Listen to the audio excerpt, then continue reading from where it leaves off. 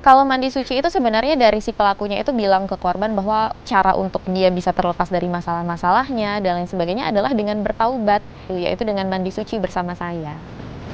Berkembang ke sini ternyata ada saksi satu, dia ternyata pada saat perkenalan merekam.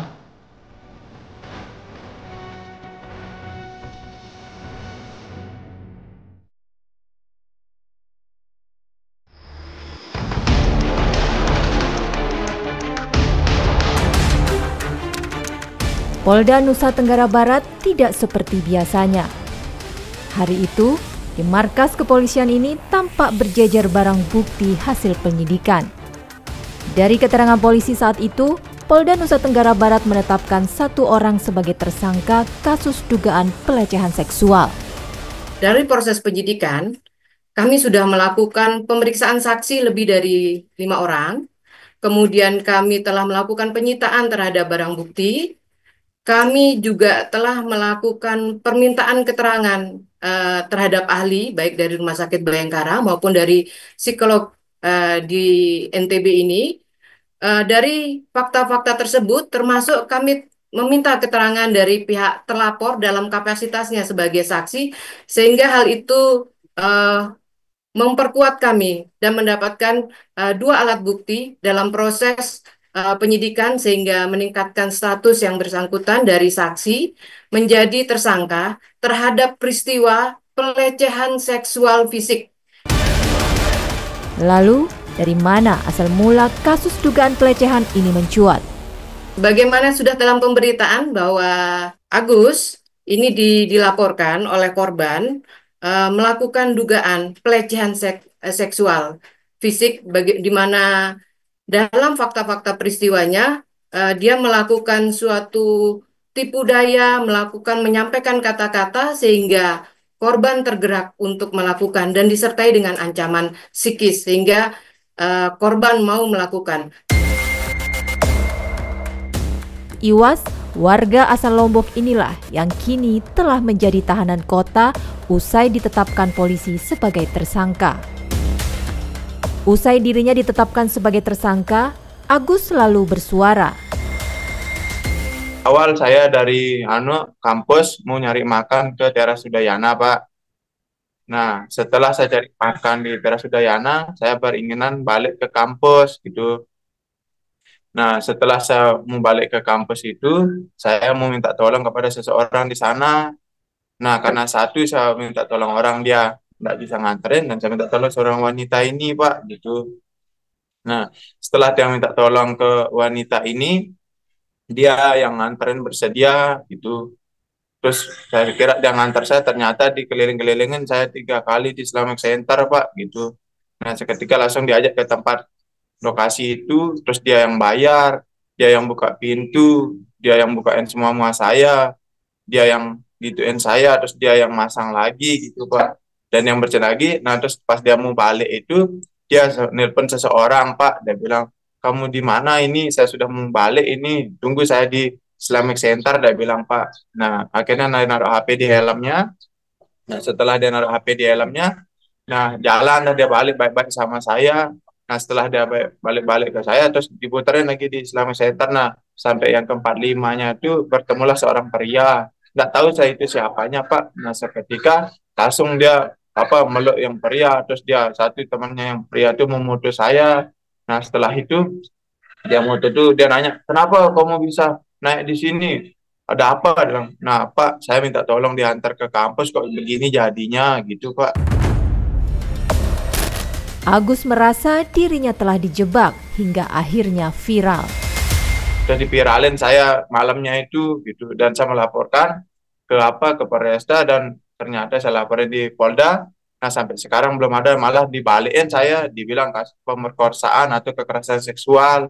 Nah, sedangkan laporan saya sampai sekarang belum ada jawaban apapun, seketika langsung hilang laporan itu, Pak, gitu.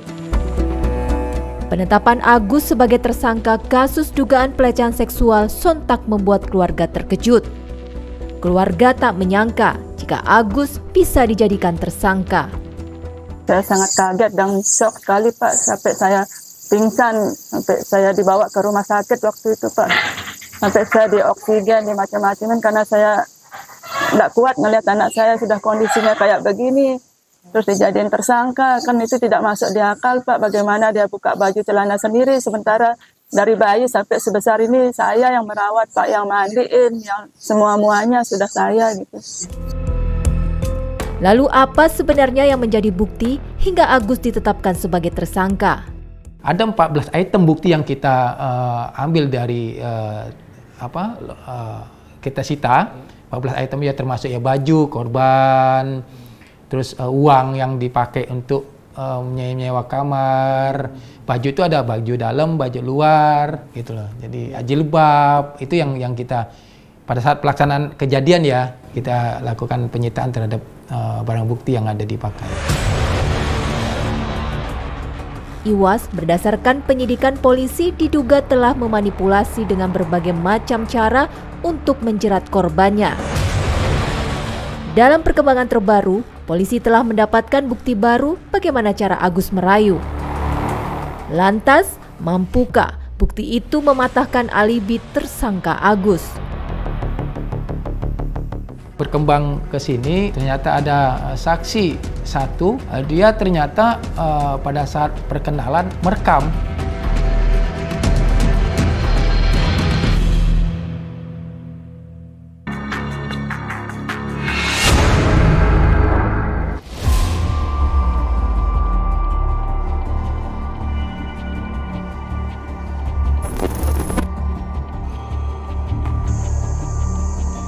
Penyidikan kasus dugaan pelecehan seksual dengan tersangka Agus alias Iwas hingga kini terus diusut polisi. Berdasarkan hasil perkembangan penyidikan, 14 saksi telah diperiksa polisi termasuk pemilik homestay. Dari hasil pemeriksaan pemilik homestay, Agus rupanya tak hanya sekali membawa wanita yang datang silih berganti. Nah, memang keterangan dari pemilik homestay dan karyawan homestay menyatakan bahwa sebelum kejadian tanggal 7 Oktober 2024 yang pada saat dilaporkan, itu memang si Agus dilihat oleh karyawan maupun pemilik homestay itu pernah berdatang ke homestay dengan perempuan yang berbeda sekitar 4-5 kali. Lantas, bagaimana sebenarnya modus yang dilakukan tersangka Agus? Jadi memanfaatkan perempuan ataupun korban itu sendiri, memanipulatif dengan kalimat-kalimat, karena kalimatnya hampir sama. Kalian itu kamu tuh perlu diberi pencerahan, perlu dimandikan, masih kotor segala macam. Itu kalimat itu. Jadi seolah-olah si pelaku ini mempunyai kemampuan untuk bisa menyadarkan dari kesalahan-kesalahan si korban ini gitu. Sejumlah saksi telah diperiksa, termasuk barang bukti telah disita. Terbaru, polisi telah menemukan barang bukti baru yang diduga rekaman Agus tengah beraksi. Kakak cantik, jangan mau merusak diri. Saya percaya kakak bisa kan? Punya ilmu kan? Dan inilah barang bukti baru itu. Saya tidak senang orang lemah, lap air mata itu. Luntur pupurannya, nanti kayak apa mau ke kampus. Kakak bersihin diri, sampai kakak sholat pasti tak bisa sholat. Karena ada ganjelan. Rekaman amatir berdurasi 3 menit ini direkam oleh seorang wanita yang diduga akan menjadi korban tersangka Agus. Kakak kan perjuangan kakak, ya Allah. Hanya hidup sendiri dan berjuang sendiri. Benar tak? Nekat gara-gara hal sepele. Kakak mau nekat lagi? Bisa tak aku minta jangan nekat? Cobalah. Nyawa saya kasih kakak. Biar kakak tahu bahwa kakak itu berarti bagi dunia ini. Setengah percaya, sedikit percaya. Itu pikiranmu sekarang. Karena kamu baru kenal saya. Saya bisa baca langsung kok. Bingung kenapa saya ngomong gini. Kamu kira saya sama modus sama kayak cowok yang lain? Benar kan?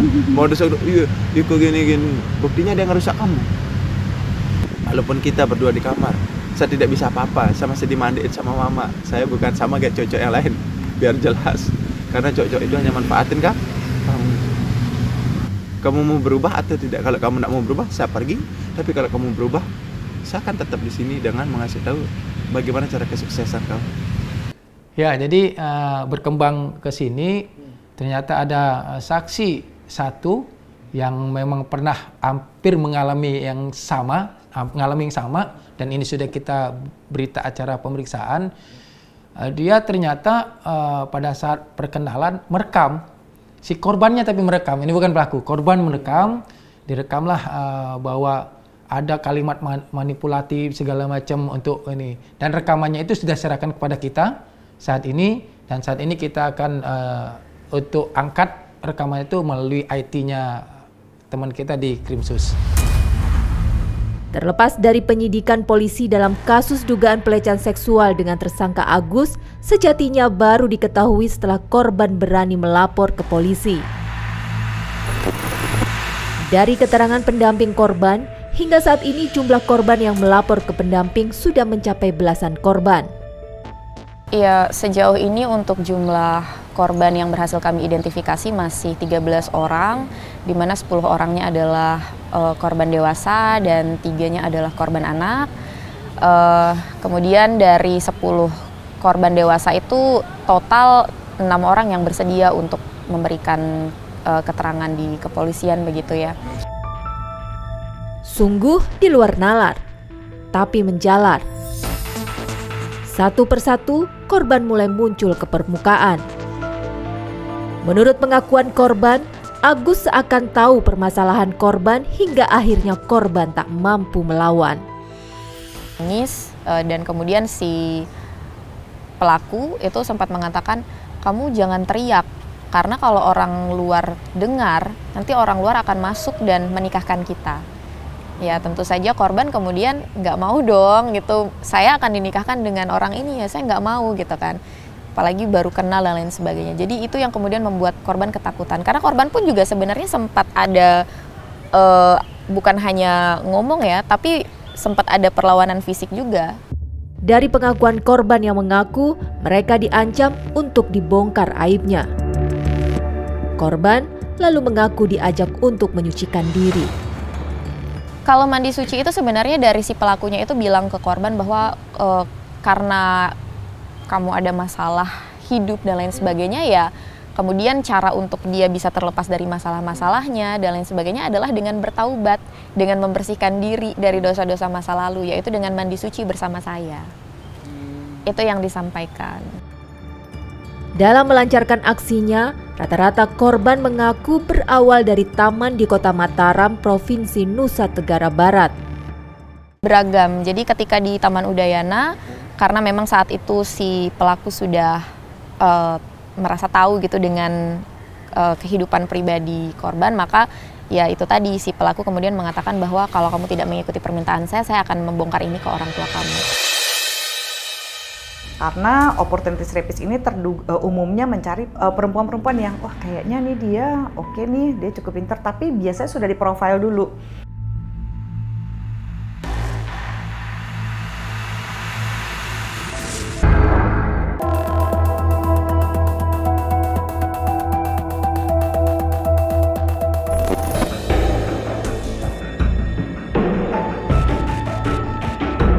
Terletak di Jalan Udayana, Karangbaru, Salaparang, Kota Mataram, lokasi wisata yang diresmikan sejak tahun 1988 ini menjadi lokasi yang disebut korban dugaan pelecehan Agus sebelum akhirnya berlabuh di penginapan. Bersama seorang pendamping korban, kami lalu ditunjukkan di mana Agus beraksi dari pengakuan korban. Nah sebetulnya itu titik lokasinya di mana sih aja, Mbak? Sebenarnya lokasinya ada di sekitar sini, jadi korban duduk menghadap ke jalan raya. Itu posisinya duduk menghadap jalan raya, itu sedang bersiap setting device untuk membuat konten. Baru kemudian tersangka datang dari arah sana, mendekati korban, dan kemudian mengajak korban berbicara, menanyakan nama korban dan lain sebagainya, mengenalkan diri juga. Dan di situ di awal obrolan itu yang dilakukan oleh tersangka adalah menunjukkan video dia yang ada di medsos, di mana dia di sana sedang mengendarai kendaraan motor dan juga bermain alat musik, dan di situ posisinya yang diminta untuk ngecek medsosnya itu adalah si korban. Setelah kemudian korban merasa kagum dan bersimpati terhadap si tersangka dengan kekurangannya masih bisa produktif, kemudian tiba-tiba si pelaku meminta korban untuk menoleh ke arah kiri. Jadi karena korban hadap sana, jadi ke arah kiri, itu di pohon di sebelah sana itu ada sepasang laki-laki dan perempuan yang sedang melakukan adegan dewasa, yang kemudian membuat korban terkejut sampai menangis dan ketakutan, begitu. Jadi begitu. Nah, jadi setelah karena kemudian posisi di situ korban ketakutan, akhirnya pelaku mengajak korban untuk berpindah tempat ke area belakang.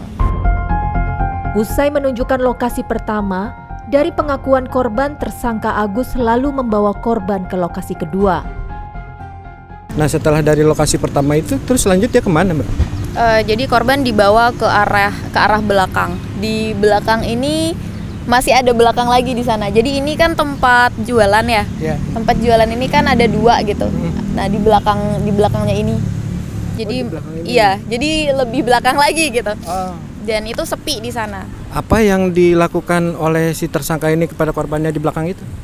Sebenarnya dari perjalanan dari titik sana ke titik belakang pun sebenarnya di situ pelaku sudah melakukan upaya manipulasi itu, di mana pelaku kemudian disitulah dalam perjalanannya berusaha untuk mengulik masalah-masalah korban, sampai akhirnya di titik belakang itu kemudian terjadi ancaman-ancaman itu. Iwas usai ditetapkan sebagai tersangka, sosoknya langsung melejit di media sosial. Seorang difabel yang kini tengah menjadi perbincangan publik terkait kasus pelecehan seksual di Lombok, Nusa Tenggara Barat, ternyata dikenal memiliki kemampuan layaknya seorang motivator. Bicaranya Agus ini sangat-sangat luar biasa ya. Percaya dirinya itu tentu yang lebih menjadi daya tarik tersendiri. Cara membantah argumentasi kita itu, dia lebih masuk akal kalau kita lihat ya. Kalau kita hadapi, dia berbicara secara langsung lah dengan kita ya, head to head itu. Jadi apa yang kita sampaikan itu, jadi argumentasinya itu lebih ngena gitu. Melihat kemampuan Agus alias Iwas dalam merangkai kata-kata, lalu Wisnu Pradipta juga sempat menyarankan kepada Agus untuk menjadi seorang motivator. Pertama kali saya kenal Agus, justru itu yang membuat saya dekat. Itu justru yang membuat saya ingin melihat dia itu menjadi motivator sebenarnya. Karena pekerjaan yang paling mudah buat dia itu adalah pekerjaan yang menggunakan mulut. Karena ini terinspirasi dari teman kita yang berasal dari Australia yang nggak punya tangan itu. Kasus pelecehan seksual yang dilakukan oleh Agus alias Iwas betapa sungguh mengusik nalar. Bagaimana tidak, seorang yang memiliki keterbatasan nyatanya mampu melakukan pelecehan seksual. Apakah seorang yang memiliki kekurangan secara fisik gitu ya, disable dan sebagainya, itu mungkin nggak sih sampai melakukan hal seperti ini? Mungkin aja. Sekali lagi kan, tanpa memandang bulu, kita harus melihat dulu bahwa siapapun bisa menjadi pelaku. Setali 3 uang yang diungkapkan seksolog Joya Amirin, kriminolog Reja Indragiri Amril pun mengungkap hal yang sama. Maka betapapun dia tunadaksa, betapapun dia tidak memiliki kelengkapan tubuh yang sempurna, namun dengan mengandalkan kecerdasan yang dia punya, dia sekali lagi akan bisa melakukan siasat psikologis terhadap targetnya. Siasat psikologis itu bisa berupa ancaman, intimidasi, teror, ataupun tekanan-tekanan terhadap psikis target.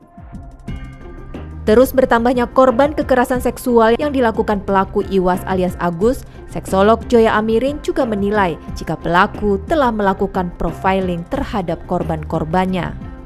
Ini saya curiga antara opportunities rapist atau disadvantage man ini si terduga pelaku gitu. Kenapa? Karena opportunities rapist ini umumnya mencari perempuan-perempuan yang wah kayaknya nih dia oke nih, dia cukup pintar, tapi biasanya sudah diprofile dulu. Kira-kira nih kalau ada perempuan yang kalau saya permalukan atau saya katakan misalnya gitu, udah kamu jangan teriak, kamu jangan ribut, nanti kita dinikahin, nanti kita dikawinin. Kamu nggak malu kalau sampai tahu kamu udah begini sama aku? Opportunistic rapist adalah tipe-tipe pria yang begitu, ngelihat opportunity-nya karena dia sudah memprofile si perempuannya ini. Menyoroti kasus pelecehan seksual yang kerap terjadi, mengingatkan pentingnya pendidikan seksual yang inklusif, karena kurangnya tentang batasan dapat menjadikan faktor resiko kejahatan seksual akan terus terjadi. Kakak kan perjuangan kakak tuh, ya Allah, hanya hidup sendiri dan berjuang sendiri. Benar nggak? Nekat gara-gara hal sepele. Kakak mau nekat lagi? Bisa nggak aku minta jangan nekat? Cobalah. Nyawa saya kasih kakak, biar kakak tahu bahwa kakak itu berarti bagi dunia ini. Setengah percaya, sedikit percaya. Itu pikiranmu sekarang. Karena kamu baru kenal saya bisa baca langsung kok. Bingung kenapa saya ngomong gini. Kamu kira saya sama modus sama kayak cowok-cowok yang lain? Benar kan? Modus iya, ikut gini-gini. Buktinya dia ngerusak kamu.